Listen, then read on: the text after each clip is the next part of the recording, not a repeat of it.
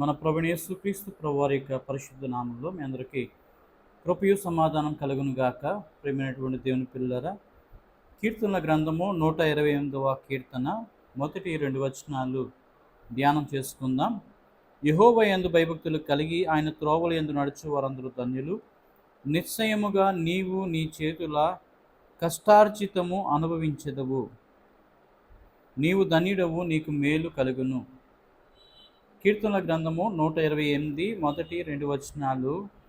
కనుక దేవుని యందు భయభక్తులు, యెహోవా యందు భయభక్తులు కలిగి ఆయన త్రోవల యందు నడుచు వారందరూ ధన్యులు. త్రోవలు అంటే మరి ప్లూరల్ కనిపిస్తూ ఉంది. త్రోవలు, ఆయన నీతి మార్గము, ఆయన సత్యమైనటువంటి మార్గము, ఆయన యొక్క భక్తి కలిగినటువంటి మార్గములో, విశ్వాసము కలిగినటువంటి మార్గములో, కనుక దేవుడు మనకి ఇస్తున్నటువంటి ఇరుకు మార్గములో మనము నడిచినప్పుడు మన త్రోవలు దేవుడు సరళం చేస్తారు.